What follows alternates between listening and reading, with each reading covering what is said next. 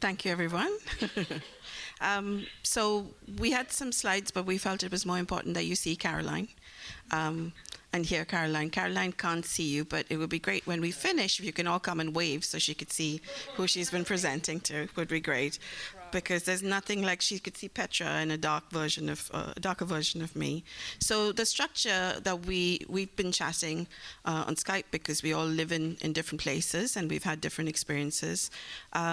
So this is the fun bit about this event is that it's a working seminar, which means that we're not just delivering our point of view as the point of view, but kind of having a conversation, very much like a supervision, which is a dialogue right from the start, and at its best ends up being a conversation between equals. So that's our kind of plan today, and we'll start first by giving you a brief introduction to each of us, so it gives you a context from which our kind of experiences and opinions are coming from, and then each of us has some points that Leron, I'm going to kill you.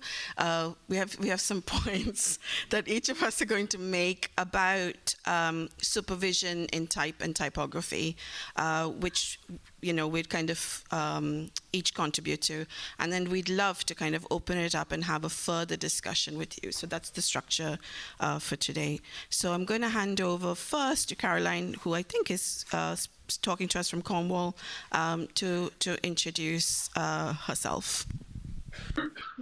Hello, everybody. I'm really sorry I can't be with you there today in person, but circumstances really just conspired against me coming. But I felt it was a really important event and I wanted to participate. So thank you for accommodating me like this.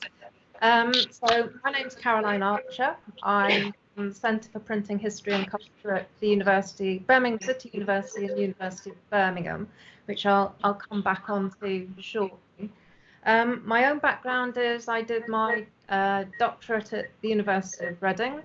I was looking at typeface trends in the UK in the 20th century, not through the lens of the manufacturer and the type founders, but through the lens of the printers. So when typefaces got adopted, utilised and popularised through the printers.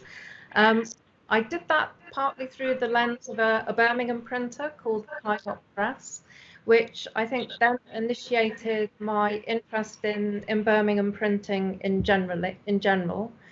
My own research finds itself in the 18th century with John Baskerville. I've been working my history backwards rather than forwards.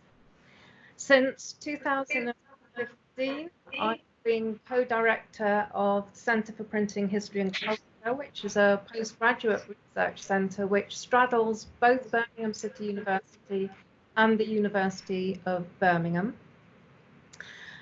We've got about 60 members in the centre, not all of whom are from Birmingham. They come from institutions across the UK and outside the UK.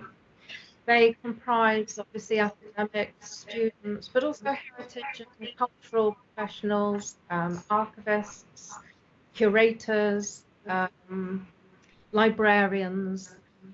I have 9 PhD students at the moment who are located at Birmingham City University. I have another 9 PhD students which are located at the University of Birmingham. Particular students, I know you've heard from Saha this morning, who I'm sure spoke very eloquently about her research in Typography. I have other students, again, who are historians. We've got somebody looking at 19th century women in the printing industry in Birmingham during the 19th century, somebody looking at printing education, 19th century sans serif in use. And then at the other side, I've got people who are sort of more practical. I've got somebody who's been working on, just got her PhD for looking at a taxonomy of lettering in the environment, how we use and describe and categorize those letters. And another practice-based PhD student is looking at effective lettering in the environment. So that's kind of me and where I am at the moment, basically. My name is Petra Černe Owen. I'm coming from Ljubljana. I currently work at the Academy of Fine Arts and Design, which is part of University of Ljubljana. as a teacher in history and theory of visual communications. I'm also bred in Reading, and my story is even more complicated because when I studied visual communications in Ljubljana, doing my first degree as graphic designer, of course nobody was explaining me about the broader world of typography, and just by sheer coincidence I once got a leaflet from TDC from New York advertising ATypI conference, and that ATypI conference was located in Reading, and that's where I went because I was interested. Yeah, and then the whole world opened to me with all the collections and everything, and I was like, okay, I must gather the money to come here and do an MA. And then of course one thing led to another, and I stayed at Reading quite for a long time, and then returned to Slovenia because there was a job offer, and also I thought that it's a good time for change in my life. I think I'm not going to say bad things about England because I still very much like England, but the lack of good food and the time when I was at Reading, you know, first when I applied, I actually started to think about going to Reading and telling that to my professors. Everybody went, yeah, but why don't you go to RCA or where to Reading? What is Reading? I mean, nobody knew about the department.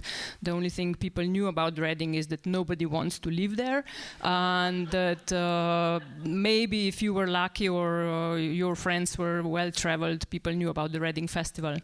But I have to tell, well, I will explain also later on that I had the best group of people with whom I studied there, and I have very good experience with Reading. Yeah, that's about it. At the moment, I'm also responsible at the Academy of Fine Arts and Design as a Vice Dean for International Relations. I'm responsible to opening up the school and opening up, helping opening up University of Ljubljana to some sensible internationalization, getting networks together and trying to influence this bit a lot. I think that's about it, maybe. So I'm Rathna Ramanathan, and I'm from India originally. I confessing this on video that I did a BA in fine art to a bunch of designers. So that was my background, and I came to this country first to do a master's at Central St. Martin's. I feel I've really had the privilege in many ways of the best of some of the best of British education, in the sense of I've supervised and taught and was a graduate of Central St. Martin's, and which is now a part of the University of the Arts London. I did my PhD, like Petra, at Reading, a name that's coming up a lot today, so it's perhaps something to unpack there in relation to our subject about a particular approach. When I did it in 2002, I didn't realize I could do a PhD on a subject that actually I carried a lot of information about. I'm a practicing, typographer, particularly in the Indian context, and I didn't really understand that was something that would be welcome within PhD. So my PhD actually was quite separate from a particular part of my practice, which was about independent publishing and migrants, particularly in post-war Britain, and what they brought, emigres brought to British publishing, and how they started knocking against English, particularly from the colonies or from Europe. And now at the RCA, I supervise. I used to supervise about 9 students. Then I became dean, and they were knocked out because in terms of, that's why I asked the question, how do you manage your supervisors? Because often educational institutions are about BAs and MAs, and that's where a lot of our energy goes as teachers, because that's where the funding normally comes from. So PhDs as a group, postgraduate researchers as a group, often fit in within the kind of cracks in our time. And I'm quite interested in how we give proper attention to students who are postgraduate researchers.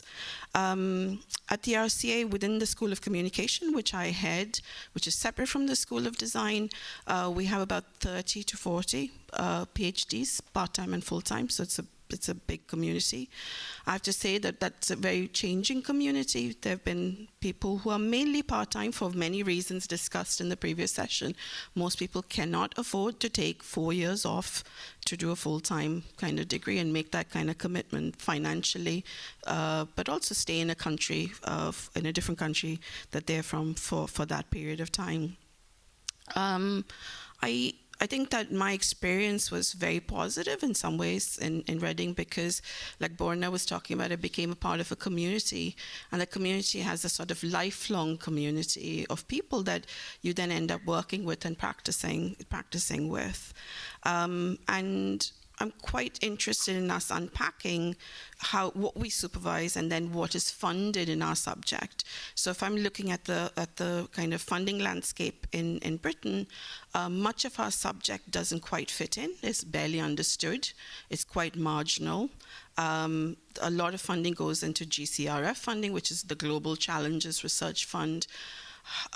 How are you saving lives with type and typography? It's kind of hard to, and that's where kind of interdisciplinarity and those kind of things come in and help.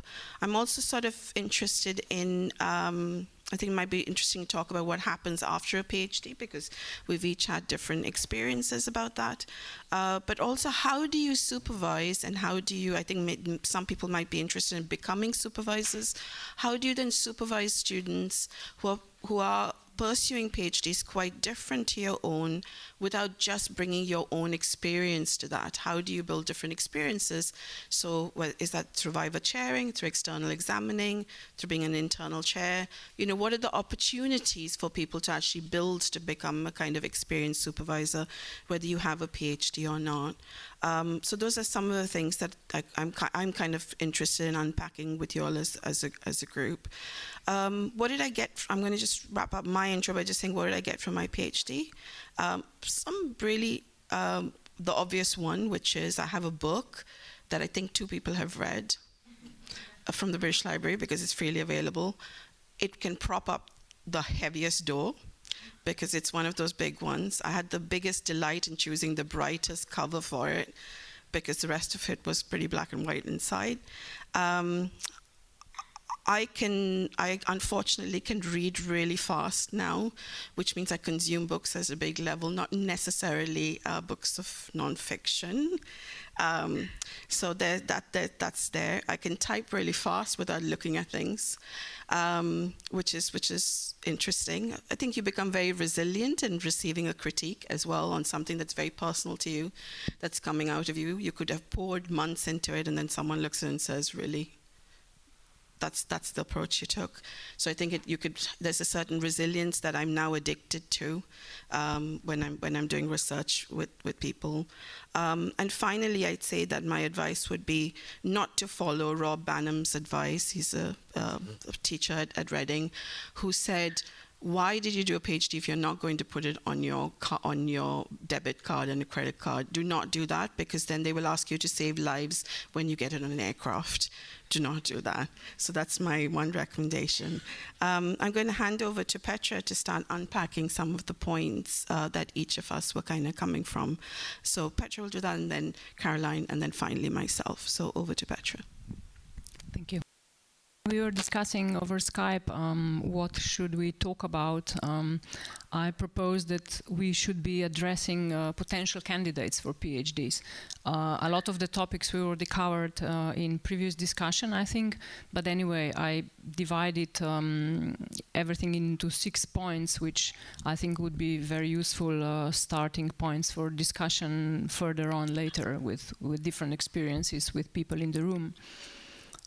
First of them would be how and why to decide for a PhD. We saw that the reasons could be very different. One could be follow your dream, of course. If you have something to research and you are very into it, that could be a very suitable network to actually make this dream true. Of course, we saw also that it's possibility of a change of a career. If you are designer, doesn't want to design anymore, you could go into academic stuff via PhD, or you just can become more rigorous researcher through this training, basically, which is not just about fast reading. I think I think I learned a lot about really proper writing and structuring the texts, and all the editorial work which helped me, and feedback which you get from the articles which you try to publish. I think that's, you cannot get this kind of experiences anywhere else. And also, when you are doing PhD, you are kind of tuned to feedback in a more positive way. I think I find it much harder now when somebody totally tears apart my article, which I think was perfect when I submit, of course, and I'm like, oh my God, okay. So this mood for learning, I think it's kind of open when you are a PhD student. Okay, the third point, why to get a PhD, could be just to get a certificate for research which you want to do, in terms of, you know, that you continue with the academic career. But I think there's one really important thing to consider, which was already talked about, but people kind of, I think it should be actually exposed much more. Am I really able to work on one topic for 4 years or 5 years, or whatever the framework of the PhD is?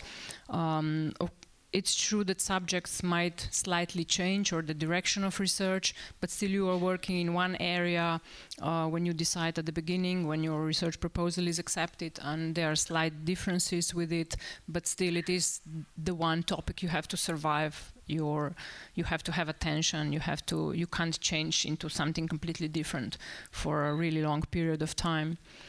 So I think that's a really important consideration if you are thinking of deciding for that. There's one really interesting quote which I found by Richard Buckminster Fuller, which I'm going to read, which is connected to this process. So we have inspectors of inspectors and people making instruments for inspectors to inspect inspectors. The true business of people should be to go back to school and think about whatever it was they were thinking about before somebody came along and told them they had to earn a living. I think that's a very good starting point for somebody who is worried about all the topics which we are going to mention later on, also about money, about finishing, about the stress, and about everything. I think if you are even slightly thinking about that experience, I think it's worth it to follow your dreams, because the rewards which come from a process could be really great. At least that's my experience with it. Maybe I'll leave this topic here now, and I'll continue with something which is related maybe even before you decide for a PhD, and it will influence that decision. Advancing your research skills before even you start to think about PhD, or before enrolling, because the process of PhD could be so much better if you have some previous experience with research. That might be part of your MA you were already doing. If not, could be a very good thing to try to do these kind of things, because I know a lot of design schools, they are not taking research seriously. They are more oriented on practical skills, which is fine, of course, but a lot of theoretical part, or even knowledge about history or theory of the subject, is missing in some of the arrangements. It's different, of course, all over the world. I'm quite happy that in my academy we have quite strong theoretical pool of subjects. They range from art history to art theory to history of design in various levels. History and theory also get integrated into practical courses on typography and stuff. So in a way it's okay, but a lot of the schools, they don't do that. I think that's also why when I applied at Reading, you know, they immediately sort of suggested me that I should do theory and history of graphic communication, which was a perfect actually entrance into a PhD program. But not that I would be thinking about PhD at that time, but it was a really good training point for me to continue when I later decided for a PhD, to continue later on. It would be much harder if I would just go there with my design degree and try to do a PhD, probably virtually impossible. Okay, so if let's say that you decided that you want to do a PhD, so the next important thing is to choose, of course, the best PhD program. I think that's one of the problematic topics which we could address here at the working seminar, because there is no information available about availability of PhD programs which are connected to typography. Programs are scattered about, schools have different kind of presentations, and only at this kind of networks, either through professional organizations or maybe through, I don't know, some educational networks like Socrates or something like that, you could actually get, you can get information. But I think for you know, candidates who are looking for this kind of things, would be very useful to have some sort of either database of schools who are actually more serious about typography, or supervisors, or people who are doing research on a serious level. I know that that could be a giant task, but it's probably now with all the technology it's not impossible, and a lot of good stuff is happening in various fields. I'm going to make an ad for Alphabetes here, which is also a totally voluntary network of staff, and it's getting a lot of information out and a lot of mentorship connections out, just with one aim to actually get the information for people, as I was 25 years ago, for example, in a country which was not connected to institutions in that sense, at least not in the area what I was interested in typography, and people cannot access information very easily. Of course, there's always a way. If somebody is willing, you can find information through the conferences, through following important events and everything, and that's exactly the best way to do it before we establish a database.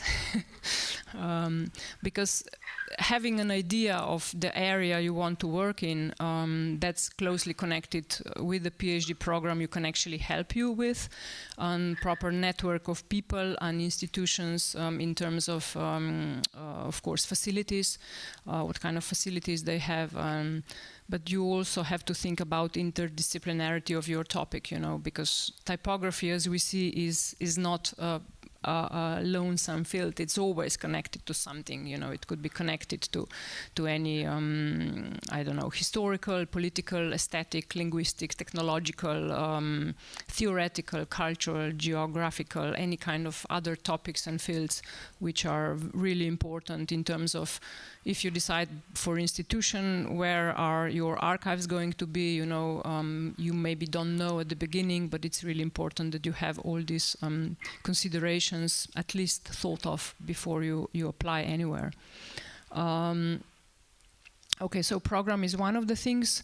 In what mode they will make you to do PhD as the product, but also the institution, where is it positioned? Okay, Reading 25 years ago, maybe it was a lousy place to live, but the department was like an island. It was like you become a monk for 5 years, you just spend your time there. Okay, you occasionally travel for other resources and daily to London and things like this, but you are there, you don't do anything in your life at that time, you just do PhD, you are a researcher like a monk in a monastery.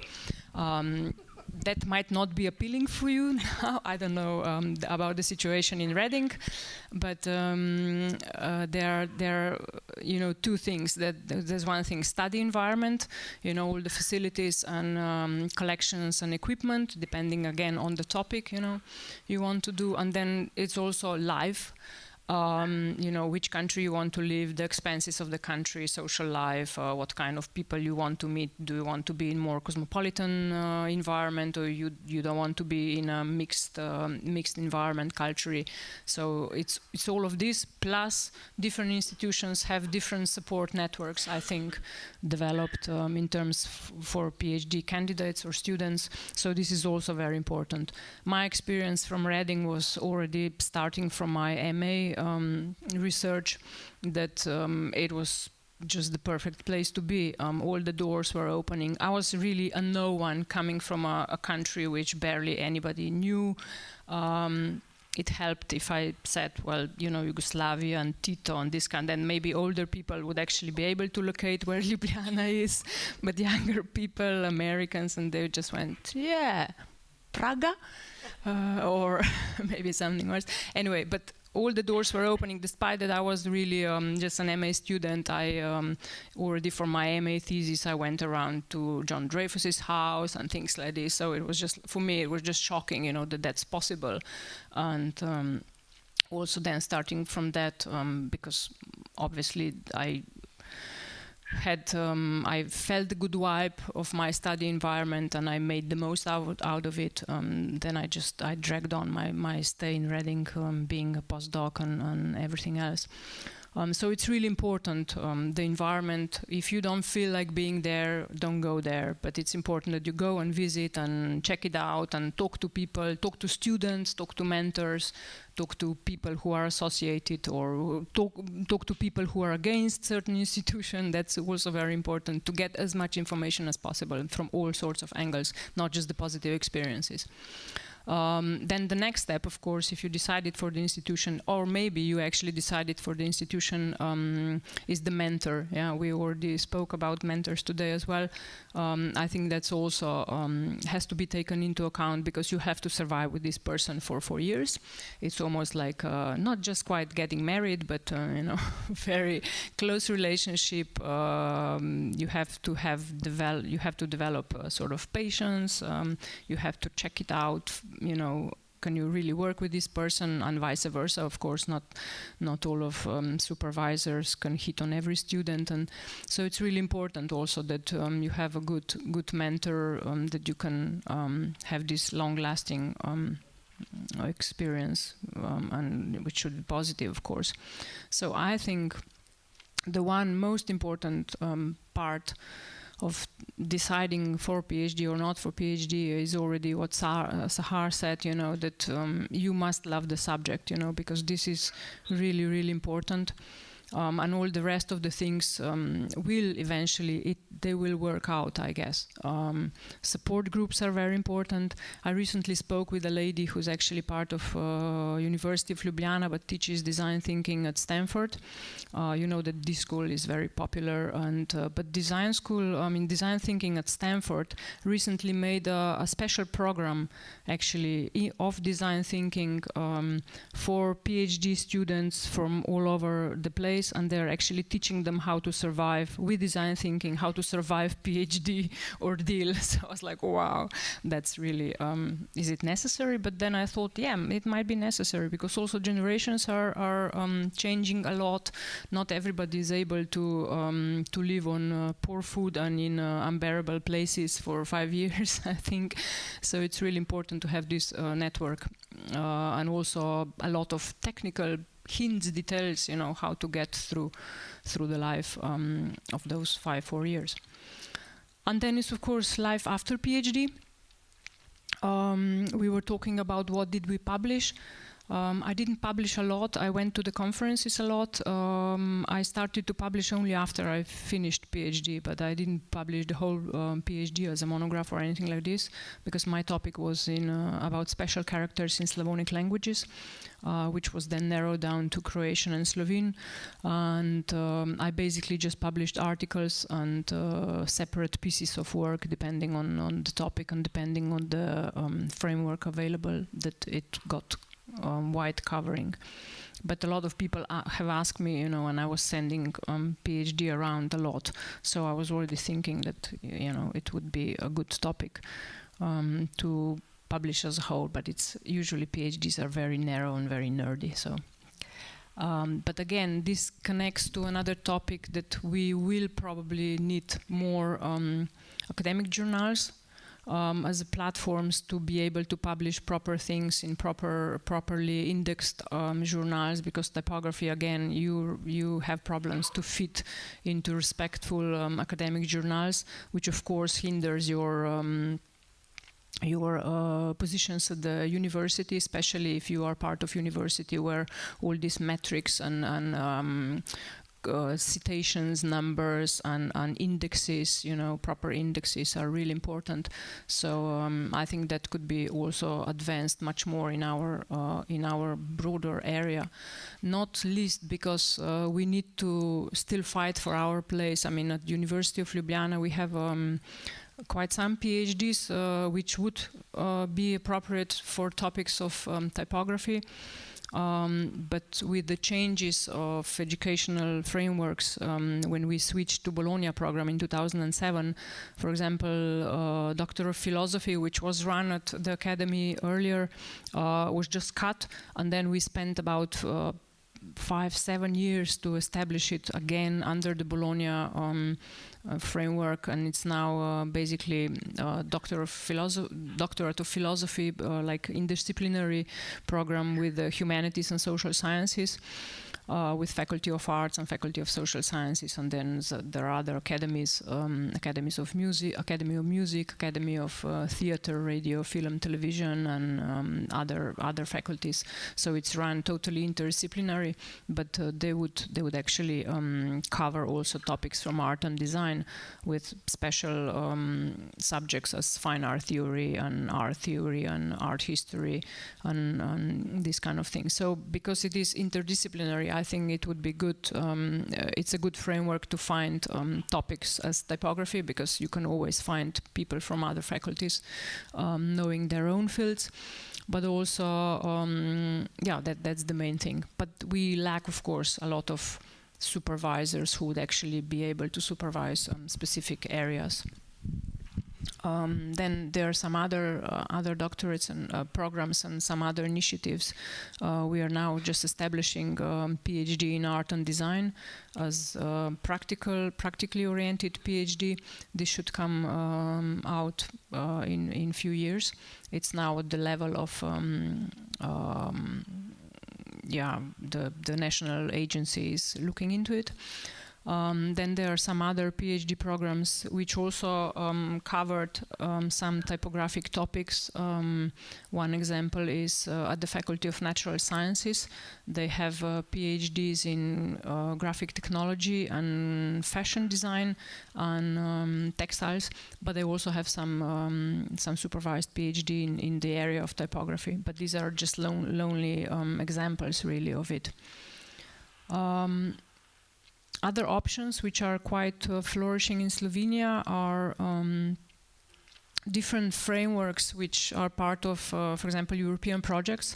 One of them is Adapter, which is run in Slovenia by Architecture Design Faculty of Architecture, and it's basically architecture, design, and art practice training research. So it's more practically oriented, but it has a benefit of a really huge network of 8 universities, starting from Leuven and RMIT Europe, from Melbourne, and then University of Westminster is part of it, University of Ljubljana, then Estonian Academy, Aarhus, Glasgow School of Art.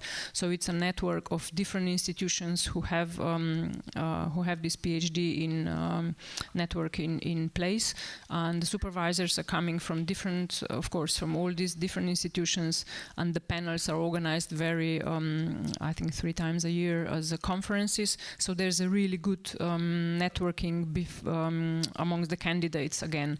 It's really good support network, and it seems to be very functional PhD program. And then another one I should mention, and then I'll stop with this, is Venice International University. Also, we are also part of that network, which is very similarly organized with different institutions, but it's not strictly for typography, but we are part of it. So yeah.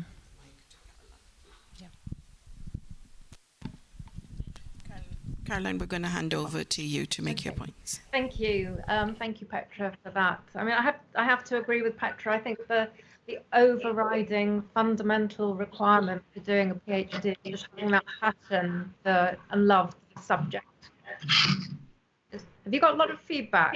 No, we're putting a mic on your computer. That's it. Okay. Yeah. You've got to live with this subject for 3 to 7 years, so you need to maintain that motivation. Points that I think I would like to raise here are less to do with the pragmatics of becoming a PhD student, but looking at the subject itself and where we are with the subject. I set up the Centre for printing history and culture, and it is two things, printing history and print culture, because discipline has become fragmented, and two things that should not have been separated had become separated. So we have one camp where you have the printing historians, typographic historians, call them what you want, looking at the subject, looking at the subject from perhaps the point of view of the cogs and wheels of the mechanisms of printing, looking at the design of type, looking at key figures within the printing industry. And then, to my mind, strangely losing interest in the subject once something had come from the printing press, and not really taking up what was happening, the products that they'd been working on and designing. And that's falling into the hands of print culture people. What happens to a piece of print once it enters the community? And for a long time, these two parties have been divided. Certainly when I was at Reading, that was the 1990s, print culture historians were slightly looked down upon. And I felt this was a quite odd and strange division. I thought these two fractions needed to be brought together. So that was one of my motivations for setting up the Centre for Printing History and Culture, to bring together disciplines to learn from each other and to work with each other. Because printing and typographic history doesn't work in isolation, it doesn't work in a bubble. We have to communicate with perhaps social, cultural, economic historians. We might need to communicate with historians of manufacturing, of industry, of products, with scientists, with physicists, with metallurgists. You know, all these people have an impact on our subject. So trying to look at the discipline in isolation and without involving these other disciplines seemed to me a very strange way of going about the subject. I think this is in part how the subject has evolved, and this is historical. So printing history has been written predominantly from the point of view of printers. Design history has been written predominantly from the point of view of designers, from Moxon onwards. And that has created, I think, a very inward-looking subject and an inward-looking community.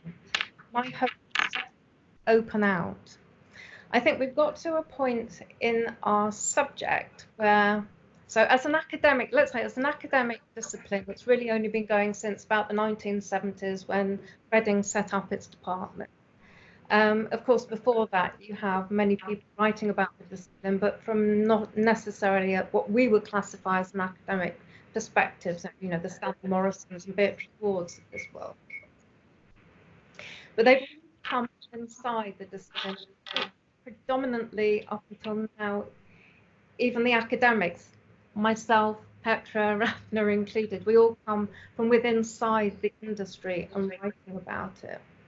And I think now's the time to start bringing people from outside, to bring a new perspective. You don't have to be a typographer or a printer to be able to write about printing, any more than you need to have experienced the French Revolution or be French to write about the French Revolution. You know, you can have people writing about things that they don't have the everyday practical knowledge of. And they bring different perspectives to it. So I think that the subject in some way has become exclusive and it needs to be opened out. And one of the massive advantages I have found working in Birmingham is working, so my own particular interest at the moment is on basketball. I will approach basketball as a printing historian, as a typographic historian.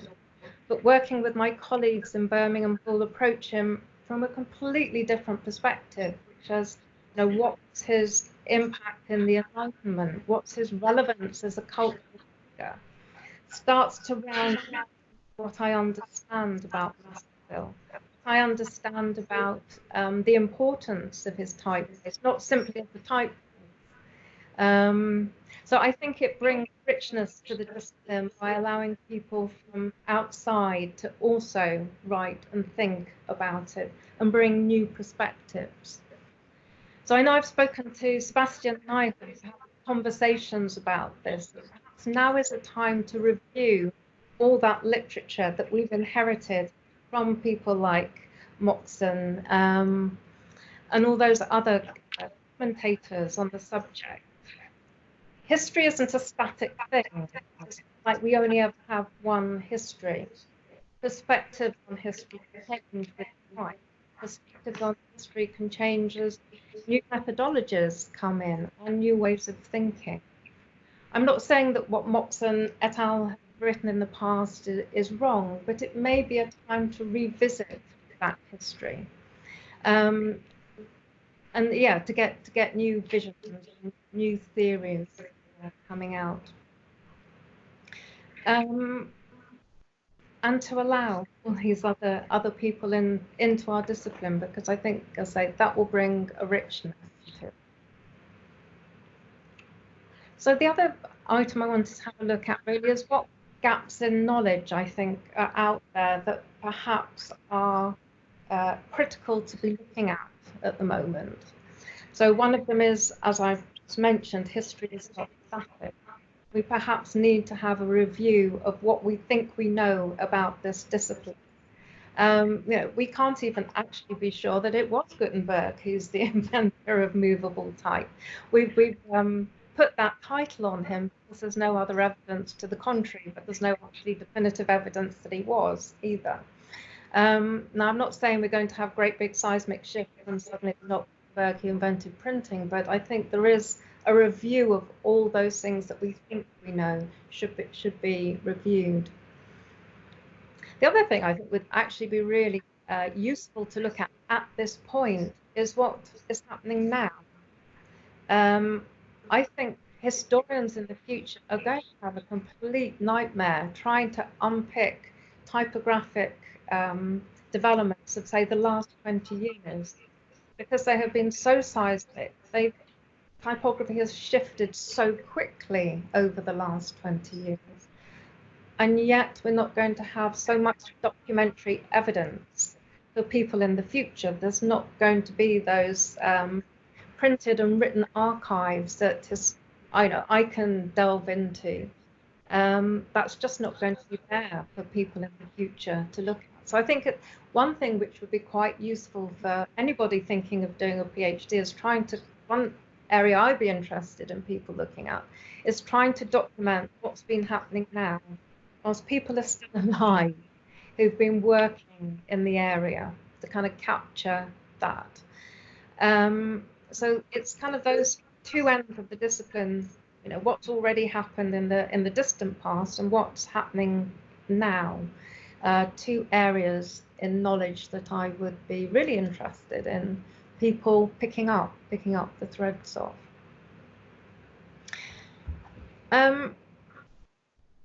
As supervisors, another area I think we all need to start discussing is emerging markets. I have a steady trickle of applications from China wanting to do PhDs in the UK or Europe. Personally, I don't always feel capable of taking them on. I know nothing about Chinese typography. And yet, I can see there is a market there. The Chinese are evolving. They obviously want to do research at this level. And yet their home markets, their home institutions are not able to provide with the facilities to do that. So a lot of them are looking to Europe, the UK, to the West for supervision. I don't know what we can provide them, either as historians, and that's another vein, you know, Chinese typographic history. I can't say I know a great deal about it, so it's obviously a vein of research which is ripe for tapping. And then how can we in Europe, in the West, facilitate that? and perhaps we don't have the knowledge and the understanding of that subject matter. So yeah, how do we support them? And then I think the final thing was looking at how we reach people out there who are working in our discipline, but who are not typographers and who are not printers. And there are many of them, as I've sort of discovered over the last few years. I thought when I was at Reading, because I knew the Reading community, I knew the community of the Printing Historic Archive, I knew the community in St Bride. I thought I knew the printing history community, the typographic history community. I realised I don't. There are a lot of people beavering away in elements of the subject, but who find themselves located in departments and schools, universities, whose focus is not printing history. It might be, social or cultural history. And they're working as little islands. We think we might have been working in an island when we were in the department in Reading. These people are, one individual in a department. How do we pull those people in? They're not so likely to come to, say, ATypI, because they will see that as a professional organisation and they're not typographers. And yet ATypI would have a lot to offer them, and they would have a lot to offer ATypI. So it's how we gather together people working in our discipline, but who are not part of that kind of tight core of the Reading, St Bride, ATypI cohort of people. That's it. Thank you, Caroline. I'm going to try, and I could see we're pretty close to lunch, so I'm going to try and kind of be brief, but also try and beat Bona at grumpiness and anger a little bit. I guess I'm going to start, it's a sort of building on the very valuable arguments that are made by both Petra and Caroline. I would say, and the opening gambit that's sort of put across by Jerry, both on, I guess, social media, that, this is going to change, that this landscape is going to change. I'd say, quite simply, it's not working. What we have doesn't work. It works for a very, very small group of people, but it doesn't work for a multitude of people. And if we are to be an international discipline, we've got to be both critically reflective of ourselves, what we bring to it, because I think we're part of that problem, but also who we're kind of engaging with. And I was really interested in seeing Patrick's work yesterday, which I think is kind of really brave, that you're putting yourself on the front there. And I think that, to make Caroline's point about opening closed doors, I think that if we genuinely mean that, then quite a dramatic change needs to happen. So I'm going to frame it. I live with a 7-year-old who, on this walk to school, asks some very basic primary questions. Why do people die? Why are people mean to each other? Why do people lie? So I'm going to bring us back to that kind of primary, preliminary kind of question and ask, what is typography? Because when I say that word, it evokes something that's based on our education, our experience, perhaps our nationalities, perhaps our identities, where we come from.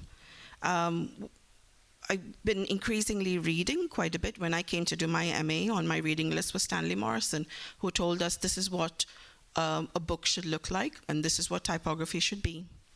And those things don't work right now for me on a series that I work with Titus on, the Murti, and Fiona and John on the Murti Classical Library, where those fundamentals don't work, because we're actually working in languages and scripts where that doesn't apply. And we're working on kind of bilingual, so there are different audiences. It's not perhaps a private press audience. It's not a kind of audience that's particularly tutored in English. So what then is typography? According to Beatrice Ward, typography is something where it's about the author, where everything else disappears, and it looks like a very good glass of French wine that I had last night. Multiple glasses of French wine that I had last night. But I would disagree, because actually her words, which were relevant to that time and that context, were about the author. I come from a community where the author wasn't so important. In India, it was a lithographic tradition before a letterpress tradition. And actually what was important is the distribution of those texts, the dissemination, the access to knowledge, the access to those texts rather than who wrote it. And there wasn't just one author, because there was orality is a huge tradition in many of the cultures that people are here from. So the text wasn't one thing. It was an unstable thing. It was owned by many people and interpreted by different people, and each of them held it in a different way. And if typography is visualizing language, and language is so multiple and so interdisciplinary, then how can we have singular approaches and predominantly kind of what Caroline called like a monologue rather than a kind of a dialogic approach?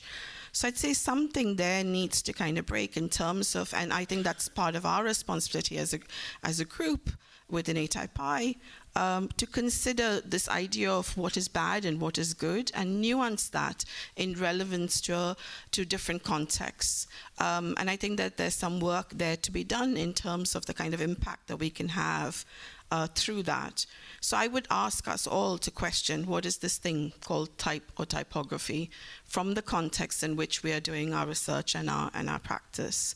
The second thing I'd say is in PhD, it's about an original contribution, as Jerry was talking about, to its new knowledge.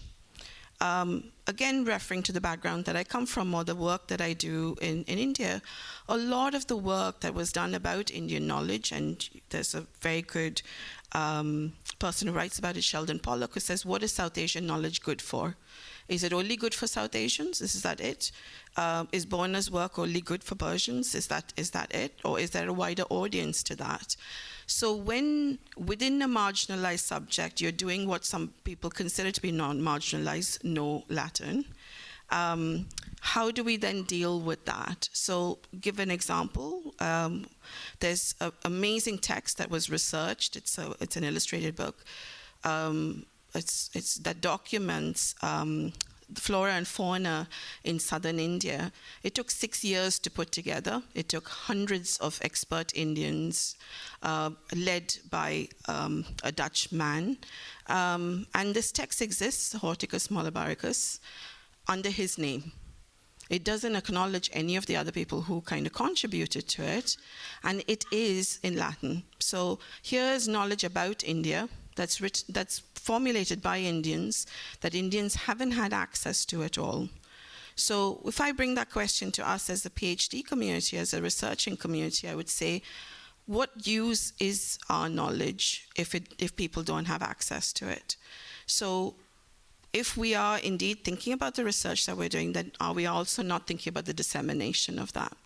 How does it actually how do we have a discussion with people outside of this room? And how do we kind of raise the kind of profile of our subject? Because it's intrinsic. I think you mentioned Catherine McCoy, the idea that our work is connected to society and culture in work that we do, and shouldn't it be relevant then to that society and culture? My final point is really about, and I think it comes back, this idea of knowledge, just to wrap that up, comes back, I think, in an article that Sue Walker wrote about graphic design research in response to the Research Excellence Framework in England, the last time it ran in 2014, which was, our subject was slammed. It was completely torn apart as not serious or, I'd say, kind of valuable research. There's a graphic design educators network which has been discussing this in England a lot about the relevance of our subject beyond practice, beyond MAs and BAs, like what is the relevance of our subject? So how do we then, how do we articulate it in order for people to kind of understand that? And I think that's a very big part of the PhDs in our subject in supervision, but also in terms of research and scholarship more broadly. Finally, I'd say this idea of the contribution of interdisciplinarity. I'm absolutely in agreement with Caroline that we need to work with people. I think Patrick again spoke about that yesterday, with people outside of our subject. At the same time, build a sense of a specialism? What is our subject? And I think there's a nice, interesting tension there, sort of like a permeable membrane, where other people help us think through our subject. And in reflection with conversations with people not like us, builds a kind of more critical sense of our own contribution in that way. And I think there's a lot to be said in terms of the contribution of the visual and the material, which people then take to just be the decorative. In service, we always come at the end. We're never a part of the starting gambit. And I think how can we in our research see and make others see the valuable nature of practice, of visuality, of materiality through printing. So I think to wrap that, I would say that we're an emerging discipline. I think it has its advantages and disadvantages. Jerry pointed to that yesterday. I think that a PhD in an emerging discipline, you're building methods as you're going along. And I think we have a real opportunity to take stock, as Caroline's mentioned, to say what then are our methods. I think we're at a stage where we can actually do that. Can we then build a sense of our methods as a discipline and as a subject? I'd say that some of us, are, perhaps a bit hesitant to step outside of our specialisms. How can we break these silos and boxes?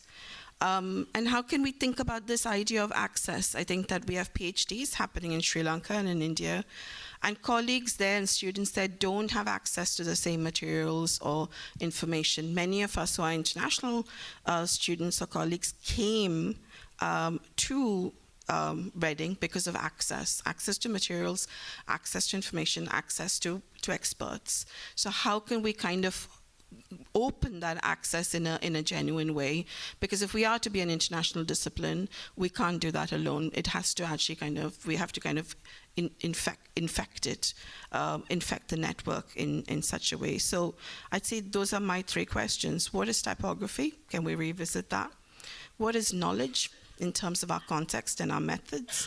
And what's our contribution through interdisciplinarity, but also in terms of specialism?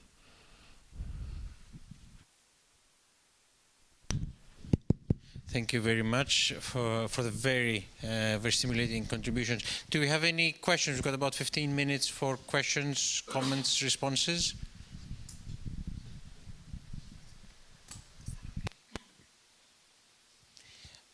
Do you want to go again over the three questions you ended up with? Because that might spur people to respond to. Well, you just said, what's the discipline? What's typography? Yeah. What's knowledge in our discipline? And what's the contribution?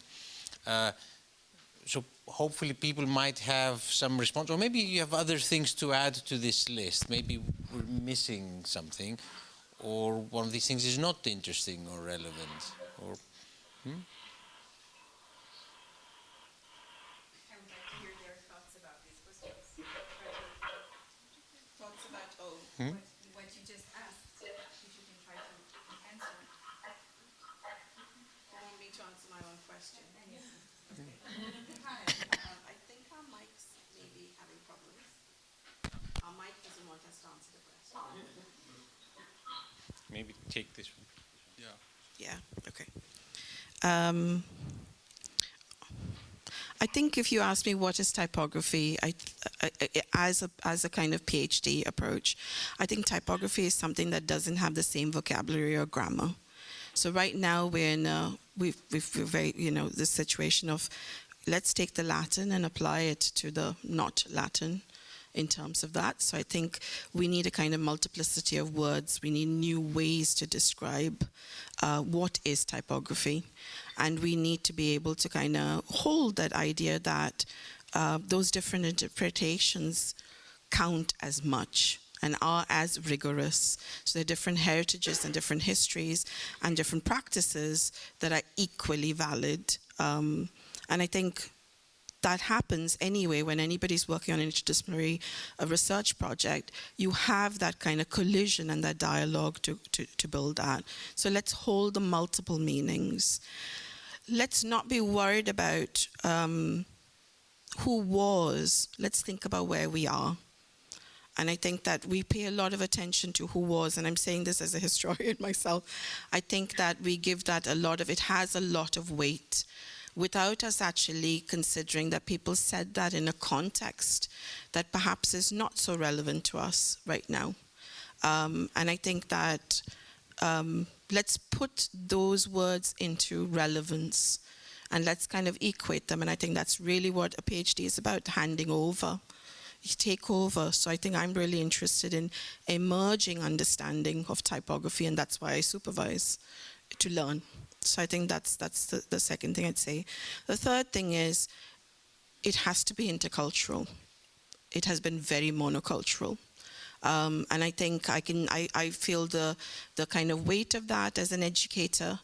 Caroline talked about Chinese markets. I'd say that I feel the weight and the kind of narrowness of my own knowledge and understanding is heavy. So I think let's give people the confidence to speak of their own cultural understandings rather than say, this is knowledge, come to us for the knowledge and we'll tell you what the knowledge is, which is how much of education works right now because of how much of a business it's become. So I think I'd be very interested in hearing about other experts and encouraging people to kind of, who have different views, to express them rather than say there is, okay, this is it, and this is the approach to the subject. I don't like this one-way discussion, kind of just us talking. But anyway, I would like to add, I totally agree with Rathna, what are you saying.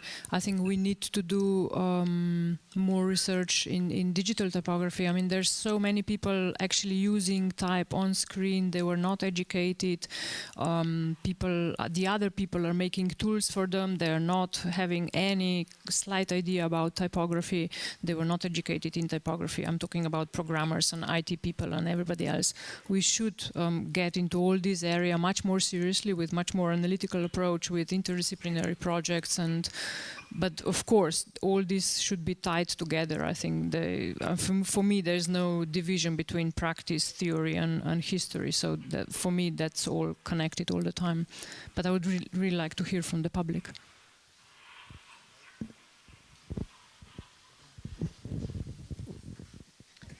I also would like to add a couple of points about what you were saying earlier, which has to do with my experience.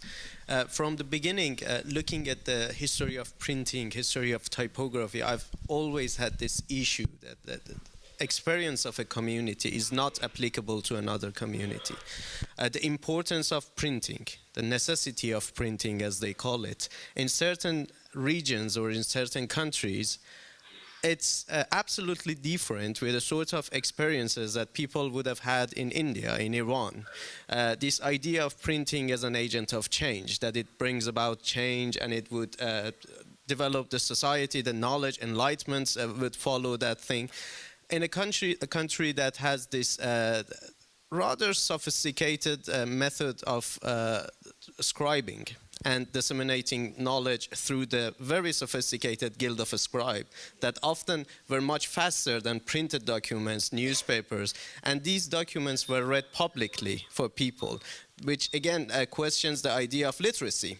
They say, is literacy directly related to print? If people are not able to read documents, does that mean that they are not aware of those, the content of those documents? Does that mean that they have no knowledge of those documents? These are the sort of thing that sources that were available to me, most of them written in European languages, would totally ignore. I mean, in most cases, they would look at printing and they would look at their own experiences and they would say that these guys were resilient to adopt this technology that would bring about all the good things that we had to offer. So I think a lot of people who are looking at the history of printing in a global context, looking at the experiences of people, how they basically reacted to this technology, which is at the end of the day, it's only a technology, how they basically received this technology? Who were the agents of this technology? I mean, if missionaries wanted to publish books to disseminate Christianity in a lot of countries, well, obviously people wouldn't consider this as a contribution to their culture and to their society. So I think this is something I see that increasing people are taking this into account when they are reading and writing.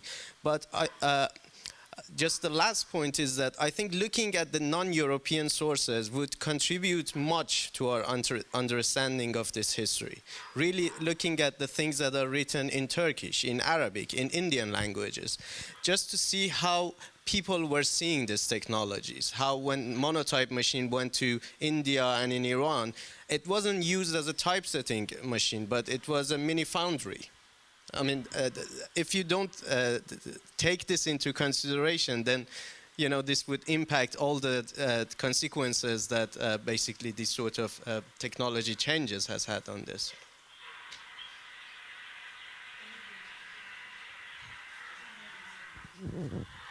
Other comments?